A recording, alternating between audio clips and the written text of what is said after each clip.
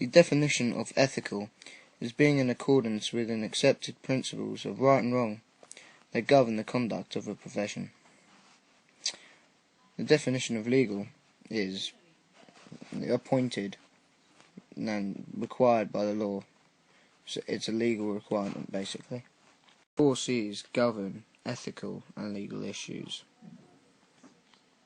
And the first of the 4 C's is consent. Nothing can be done until someone consents it.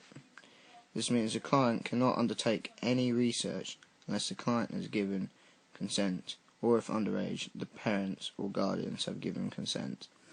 The client must know what is happening in the research at all times and know what the research will be used for. Confidentiality is the second of the 4 C's. All base members must keep all information of the client private and must preserve confidentiality. All clients are allowed a copy of the information that is kept if they request it. Competence is another. Basis members must recognise the limits, qualifications, experience, expertise and competence and must work within these guidelines.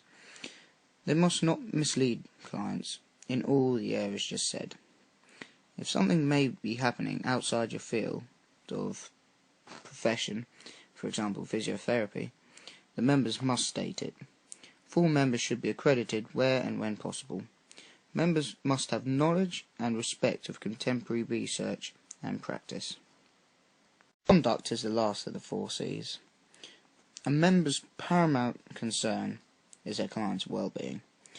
They can't jeopardise any safety whatsoever. They must conduct themselves in such a way that brings credit to their specialist areas. Members must not practice or work when they are not fit to operate professionally. Members must not exploit relationships with clients for personal gain or gratification. Members must totally be unbiased and objective in their practices.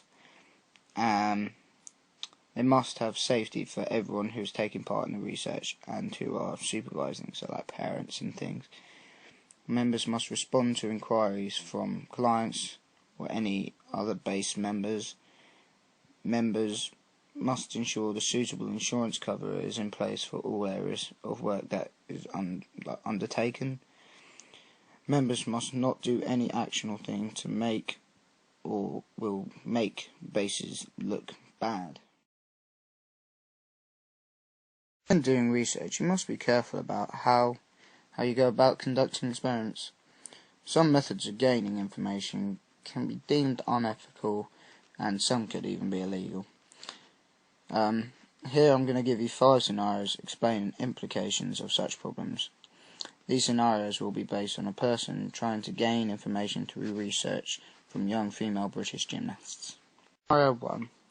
If the researcher wants girls to fill in a questionnaire, that's all well and fine. However, you must keep the questionnaire confidential, because if you start releasing the information without the girls' or their guardians' consent, this is breaking 2 of the 4 C's, consent and confidentiality, and can have implications. First, an investigation will take place, and if the member is found guilty, a tribunal will take place where they investigate further and decide what punishment is suitable for such behaviour.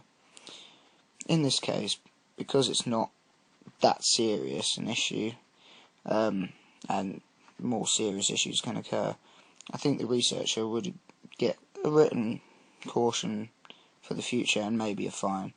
If the questionnaire was asking about their personal lives and more personal issues, they may be in for a ban for a fixed period of time, but this period of time would be short. Another scenario could be if the researcher is conducting a fitness test for the female gymnasts.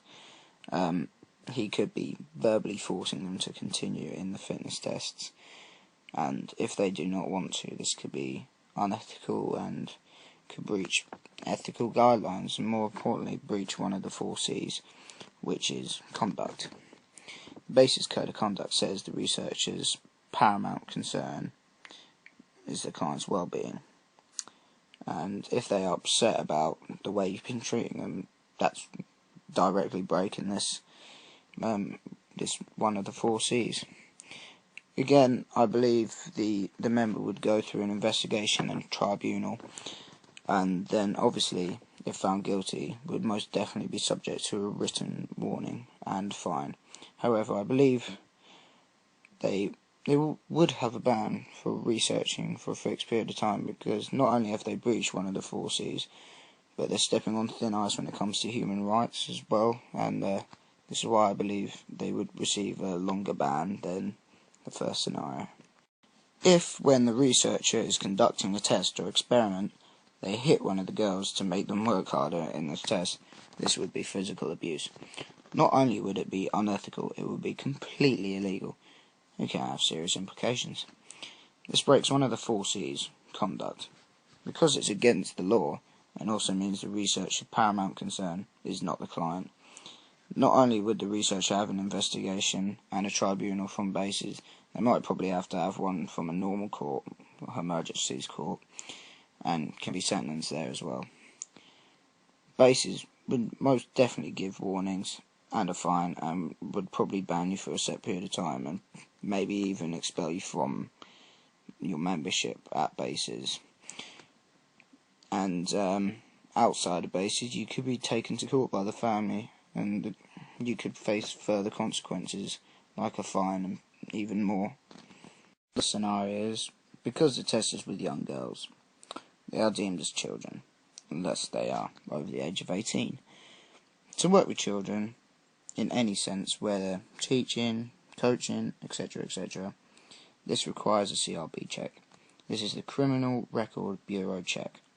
This is essential when working with children. So in this scenario, if the researcher doesn't have one they are working with the girls, they would be working illegally, and this can have serious implications in like court and bases and whatnot, because it's breaking conduct, which is one of the 4 C's.